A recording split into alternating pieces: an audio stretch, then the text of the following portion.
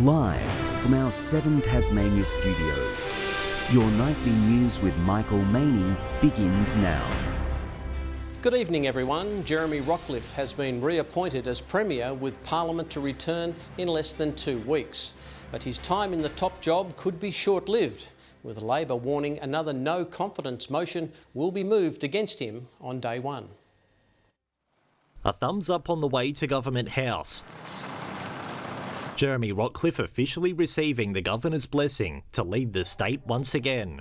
I sought recommissioning as Premier and that was granted. Barbara Baker confirming his reappointment for several reasons, including that in a hung parliament with no clear majority, the incumbent has the right to remain in office in order to test the numbers of the House of Assembly and for Parliament to have the final say on who should be Premier. I believe that we can govern very sensibly in minority. Parliament has been recalled for August 19. The Premier adamant he can see out a full 4 years with or without crossbench support.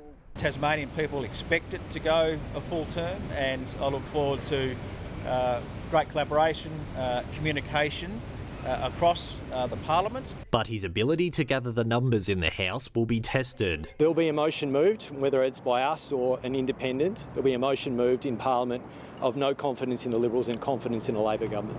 The opposition leader says he's prepared to step up if Rockliff is turfed out and Labor's installed to form government. I think Labor is in the best position to provide stable government with this Parliament. Some analysts say the road ahead for both leaders is fraught with challenges. The Liberals would be on shaky ground if they remain with only 14 votes in the lower house. It would be difficult, and I think the confidence wouldn't be there even on a day-to-day basis. For the Labor leader, keeping the Greens and crossbenchers on side will be a tough task. If Dean Winter governs without an arrangement, a guaranteed arrangement with the Greens, there's still going to be this day-to-day concern.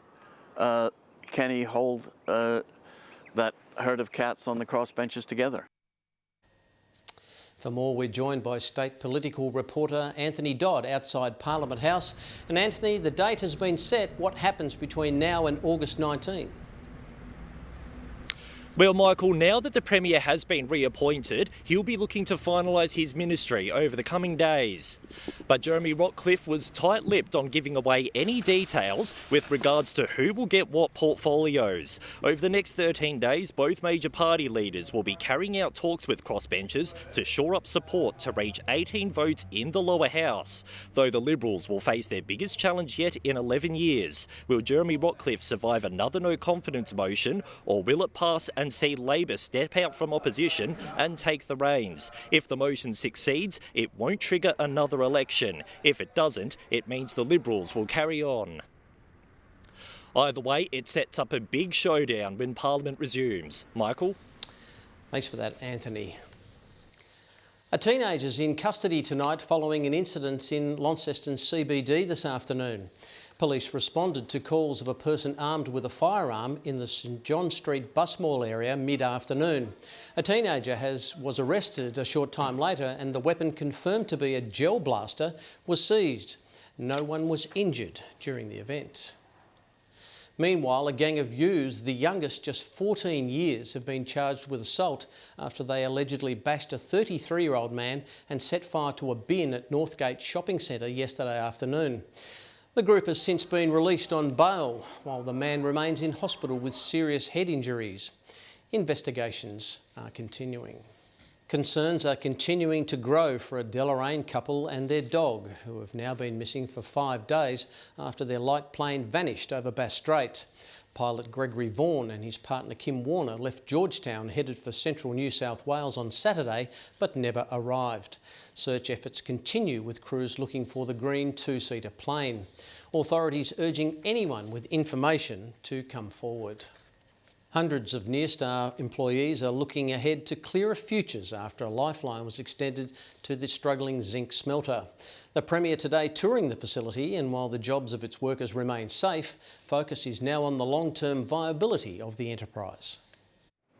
Pivoting to precious metals, the Nearstar bailout being hailed a success. Yesterday, there were some very happy faces around here. The enormous relief that we're standing here, not talking about the closure of Nearstar. Securing jobs and potentially Australia's sovereign capability.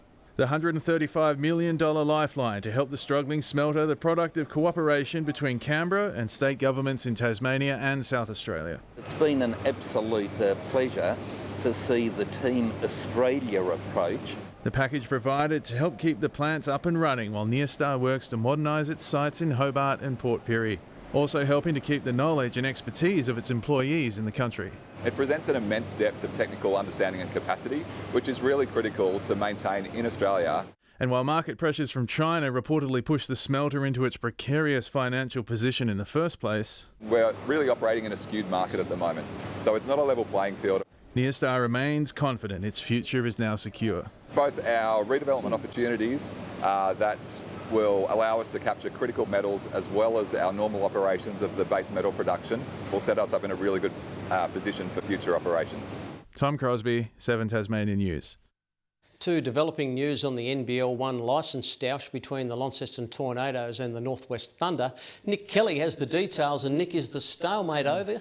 No, not by a long shot, Michael. The Northwest Thunder late this afternoon submitting a revised proposal to the league, which would see them take on both men's and women's licences, meaning the Tornadoes would fold.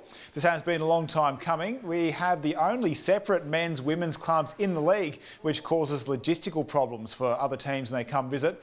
Thunder's new proposal has the backing of all of the Northwest Basketball Union clubs, and it comes a week after the deadline for submissions was extended by the NBL 1 South, as Basketball Tasmania appointed a project manager, hoping Torns and Thunder would be able to find a way to work together on a joint model, but the Thunder says it's just not viable. The numbers just don't stack up, and the amount of times we've said that over and over in the process, and it's just gone on deaf ears. So we've now come back to originally what we came up with, and there's going to be an impact into the north of the state, but making sure that we've got a really sustainably viable, financially viable organisation and a program that's going to be fit to deliver really good basketball elite pathway. The Thunder would still take some games to Launceston. Michael will have more on this late development tomorrow, and I'll also have more sport news a little later.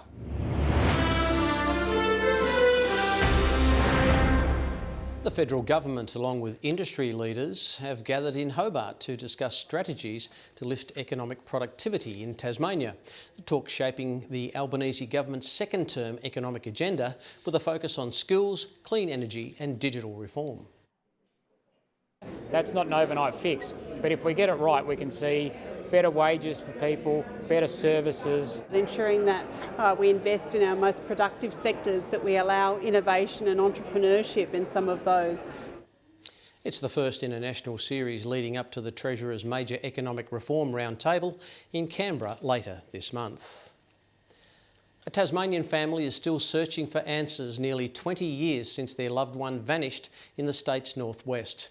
And they're not alone, joining hundreds of other cold cases back in the spotlight this National Missing Persons Week. Nearly 2 decades after Nicola Solis vanished, the sorrow of not knowing what happened to him has not gone away. Some days are worse than others. Some days you feel pretty sad about it all. The then 69-year-old was last seen in Sheffield in November 2008. Believed to be driving his Toyota Camry along the main street. We haven't found him or his car, and we're almost to the 17-year mark. He was believed to be suffering some medical conditions at the time, which may lead him to attend any area of the state. There's been several possible sightings reported with extensive sea and land searches. Unfortunately, at this stage, none of those leads have turned out to be anything that we can act on. But his family believe finding his car could hold answers. We think that the car is a bit of a key to finding Dad. The Italian migrant and adored father and grandfather, his loved ones still carrying the burden. Sort of what we're known for is our dad's a missing person. So that sort of makes it hard. Sadly, Nicola's story isn't unique. 181 people are still listed as missing in Tasmania, with hopes National Missing Persons Week will shine a light for those still searching. Authorities reminding no clue is too small. A small piece of clothing, the object that looks like a car in a place that it shouldn't be, can cause us to further investigate. And your information can actually be the breakthrough that they need. Helping to bring some closure. Rebecca Gaitanero, 7 Tasmania News. The St Vincent de Paul Society is calling on all levels of government to double their efforts to help the thousands of Tasmanians who sleep rough every night. There's often this thought of not in my backyard. Those days have to go, they have to be gone. It's all part of National Homelessness Week, with the Society's 4th annual walk switching focus from raising awareness to demanding action. Close to 100 people joined this morning's trek between two of Launceston's most prominent parks. Both points for the walk, so the City Park and Royal Park, individuals were sleeping rough in both locations. So we saw it as a way to bring the community along with us. The 2021 census found more than 2,300 Tasmanians were experiencing homelessness, a 45% increase since 2016. More than 600 students across the state are giving the tourism industry a try, as this August is part of an annual workshop. The Hospitality Tasmania School Showcase putting virtual reality to the test to teach young people the tricks of the trade. For now, they're students, but soon they could be the next generation of Tasmania's hospitality sector, putting VR to good use as they try their hands at everything from bartending to cooking virtual steaks. They see the headsets and they run over, and we have to try and drag them off them at the end. But we've got to keep people rotating and get them into the real stuff as well. The scenario is giving young people an opportunity to experiment and hone their skills in a safe environment. It's a lot easier to handle. Like, if you make a mistake, it's not as big of a deal, and like you're not breaking anything. It's all part of the Hospitality Tasmania School Showcase, held across Devonport, Launceston and Hobart every August. This year's iteration utilising 10 headsets statewide, up from just a few last time around. It's easy, it's fun, it's dynamic, and it kind of gamifies the learning experience a little bit as well, and it kind of brings, hospitality into the 21st century for young people. While the sector looks to the future, practical experience remains second to none. Students learning the art behind brewing coffee or getting behind the bar to make their own mocktails. That's a rare opportunity, I guess, for a group of kids to come into some place like that and actually just all have a go, all hands on, all getting to fail or getting to succeed. We get lots of students coming through that are really proud that they work in the local cafe or bar or pub or restaurant, and they're really keen to kind of show off their skills, and sometimes we improve those skills along the way as well. There's nothing quite like the real thing. Aaron Smith, 7 Tasmania News. The search is on to find Tasmania's best tasting tap water for 2025. Taswater staff trying 11 samples from across the state this weekend ahead of a final decision in Devonport tomorrow. There's 3 things that when we're looking for that, which is how it tastes, how it smells and the colour. The winner will go on to the Nationals, and then the winner of the Nationals will go on to the International, which is in Berkeley, USA. Ferntree in Greater Hobart is the defending champ, having won the competition for the past 3 years. While the water treatment plant went on to claim the national title in 2023, it's going up against Ross Arden, which earned international acclaim 2 years prior. A fresh campaign from Cricket Tasmania marks the start of a new era for the sport. It's hitting screens across the state, designed to celebrate not just the game, but the homegrown talent driving it. Under the watchful eye of the Cricket Tasmania team, the organisation's newest campaign has been unleashed on the turf at Ninja Stadium. Down here, we never up stumps. It's going to help consolidate and accelerate the growth that we've had. The campaign on TV screens across the state marking a new era and a warning shot to the rest of the country. Tasmania is ready. During the month of July, we had 7 people out of our program representing Australia in one form or another. Probably the most people we've had representing their country at any given time ever in our history. Stars like Bo Webster and Mitch Owen returning from national duty, and a women's program attracting world-class talent. To swing for the fences, the heavens, and all the glory that lay in between. Cricket legend David Boone lending his voice to the campaign, a symbol of a career that's come full circle. When someone who has played club cricket, who's played state cricket, who's played international cricket but then come back to Cricket Tasmania. While the Hurricanes' Big Bash campaign is still months away, behind the scenes preparation is in full swing, and the goal to inspire the next generation and prove you don't have to leave the state to make it to the top. Where we're seeing more kids between the ages of 5 and 12 enjoy the great game of cricket than ever before, and we think that's something that we want to build on. Around 16,000 passionate fans packed out Ninja Stadium in last season's Big Bash final. Now Cricket Tasmania is hoping to match or even beat that energy in the opening game, a rematch against the Thunder here at home. I think that'll show a signal to the rest of the BBL competition that we're not to be trifled with. Lily Thompson, 7 Tasmania News.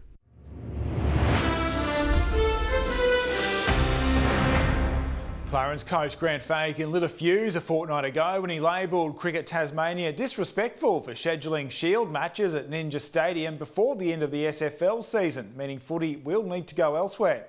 But with several Tasmanians in Aussie selectors' sights and in an Ashes summer no less, the cricket boss says it's just common sense. We're preparing players to play international cricket, and unfortunately that has got in the way of a regional football club. We can't make any apologies for that. We're an international sport playing on a ground here that we pay to maintain and to run. It's not about being disrespectful, it's about common sense. Dom says the lease is clear about when footy can and can't use the ground. Outgoing Kingborough coach Trent Baumler would love to relive the glory of the Tigers' 2023 TSL Grand Final upset as his last hurrah at the club. But first they need to make finals, which is far from locked in for the third place side, and they'll need to bounce back from a loss to Glenorchy. They'll scrap and fight until there's no life left in us, and yeah, there's plenty of life left there, and that'll start this weekend. I think guys are pretty disappointed with last week, so they'll be pretty fierce in that first 10 minutes. The third place Clarence women had the comfort of a guaranteed finals berth, but a jump up the ladder would let them breathe easier by avoiding the chance of elimination in the first week. If we don't get that win this weekend, that makes us probably third, so we don't get that double chance, so we know what's at stake. The SFL has 4 rounds left until finals. Yesterday, the Jackies told us they were close to finding an injury replacement for Sean McDonald, and they weren't lying. Today, finalising a deal with American up-and-comer Tiger Campbell, who's heading to Tassie off the back of a standout season in the German Bundesliga, averaging 12 points and 5 assists per game. Fairly fresh out of college basketball, he has the honour of being second highest point scorer in UCLA's history. Tigers racing here to join pre-season camp in the north and northwest. The Boomers are right now running away from Korea in their Asia Cup opener in Saudi Arabia. The side is featuring Tasmanian Rain Smith and jack jumpers Josh Bannon and Will Magnay. Magnay's scored 4 points so far as the Aussies lead by 17 points at half-time. Newly signed Taipan, Jack McVeigh's leading scoring on 15 points. Yeah, he's not making that loss easy on the Jackies fans, is he, Michael? He'll keep on hurting us, I'm sure. Thanks for that, Nick. Kaya Wicks will join us after the break with the weather forecast.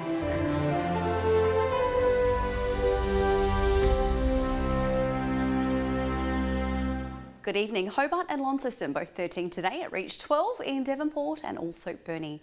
Our high today was in St Helens with 15 degrees, 13 across the islands and at Friendly Beaches. Low Head and Bushy Park 12, 11 at Smithton and Strawn.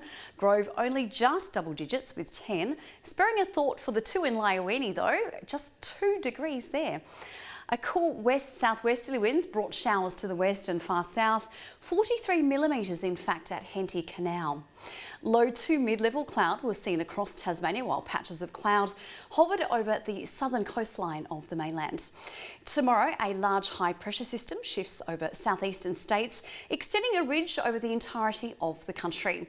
West-southwesterly winds across all waters increasing up to 30 knots about the west, south and east. Westerly swells sit at 5 metres in southern waters.